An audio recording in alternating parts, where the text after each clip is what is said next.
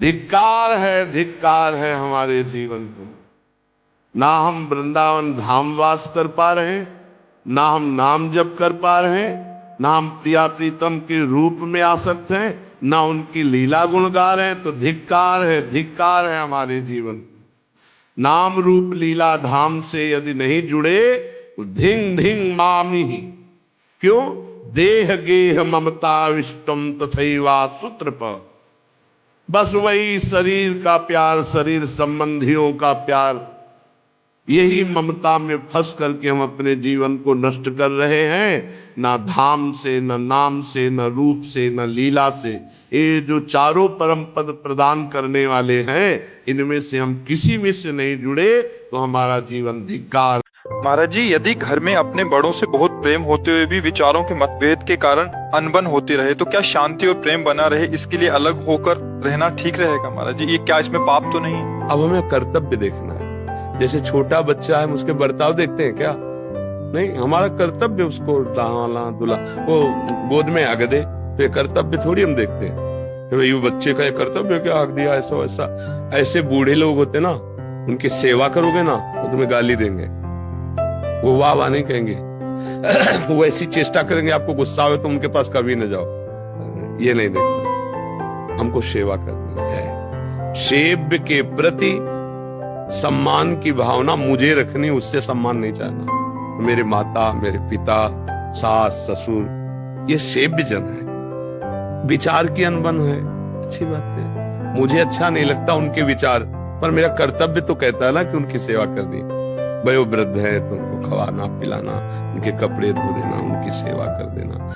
किसकी तरफ देख रहे हो? जो देवी स्वरूपा है, जो माँ स्वरूपा है, जो बहन स्वरूपा है, उनकी तरफ हम गंदी दृष्टि से देखेंगे, हमारा मंगल कैसे होगा? नहीं, ये गंदी बात। सबके चरणों की तरफ देखो, नमस्कार। अगर दृष्टि चली जाए तो दोबारा दृष्टि ना जाए। राधा राधा राधा राधा। दूसरी माँ बहनों को काम दृष्टि से देखोगे, दुर्गति को प्राप्त हो जाओगे। यदि अपना कल्याण चाहते हो, मंगल चाहते हो, तो भवानी के अंश स्वरूपा है, इनको जननी के समान, बहन के समान, बेटी के समान भाव से देखो। बड़ी हैं तो माँ के समान देखकर प्रणाम। उनके प्रति तुम्हारी काम दृष्टि तुम्हारा नाश कर देगी। सब में गुण दोष रहते हैं बच्चा, गुण दोष सबसे मिलावट से ये शरीर बना है। अगर किसी में 99 गुण रहते हैं तो एक दोष होगा, और किसी में 99 अगर दोष है तो एक गुण होगा। तो हमें भगवान से प्यार करने वाले को कहीं भागने की जरूरत नहीं है। अपने घर में ही भगवान को देखने की कोशिश करो। बूढ़े माता पिता में, अपने परिवार के जनों में, यदि उनके चरण धो के प्रणाम करो और उनको समय से भोजन, समय से वस्त्र, हाथ जोड़कर उनके आगे बात करो, वहीं भगवान न मिल जाए तो हमें बता देना। अब मंदिर में जाओ, खूब जल चढ़ाओ, आरती करो, घर में आओ, आतंक मचाओ, उद्दंडता करो, तो भगवान नहीं मिलने वाले। पक्की बात हम तुमसे कहते हैं। डरना मत, टूटना मत। था नहीं, है, वो है, त्रिकाल में है, वो मेरा दोस्त है, वो मेरा प्रीतम है। सब ठुकरा दो, मैं उसको नहीं छोड़ूंगा। एक दिन ऐसा आएगा कि आप हमारी इस बात को खुद बोलेंगे अपने अनुभव में। जैसे हम आपको बोल रहे हैं ना, ऐसे आप अपने दोस्तों को बैठा के अनुभव बोलेंगे कि एक दिन था ऐसा कि मेरे साथ ऐसा हुआ, और आज दिन ऐसा है कि मैं ये ऐसा वो करता है। मेरी तरफ एक कदम चल, मैं 1000 कदम तेरी तरफ चलूंगा। तो मेरे लिए एक आंसू बहा, मैं ऐसा प्रेम प्रकट करूंगा कि जगत तेरे लिए आंसू बहाएगा। मन अच्छा सपोर्ट करता है। जैसे आपको मन ने ही कहा चलो चलते हैं सत्संग में, बाबा के पास बैठते हैं वृंदावन में, अच्छा सपोर्ट दिया ना।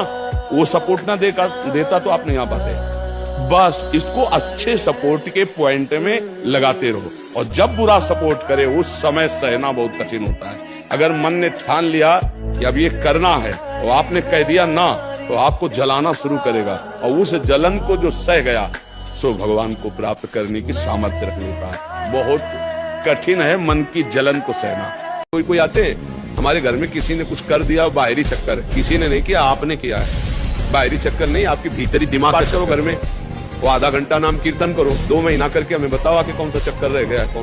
जब माया के पीछे दौड़ो तो छाया मिलती है, माया नहीं। और जब मुड़ जाओ माया से, और वो जब तुम्हारे पीछे दौड़ेगी तो माया मिलेगी, छाया नहीं। पक्का समझो।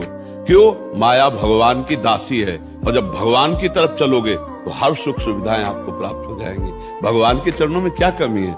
लेकिन लोग भगवान के चरणों का प्रयोग माया के लिए करते हैं, इसीलिए वो माया हाथ नहीं लगती और ना मिले गोपाल।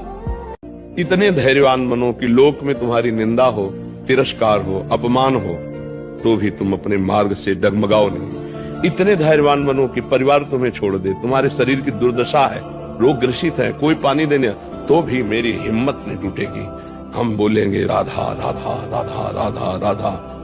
जो सुख दुख को समान भाव से सह जाता है वो परम पद का अधिकारी होता है।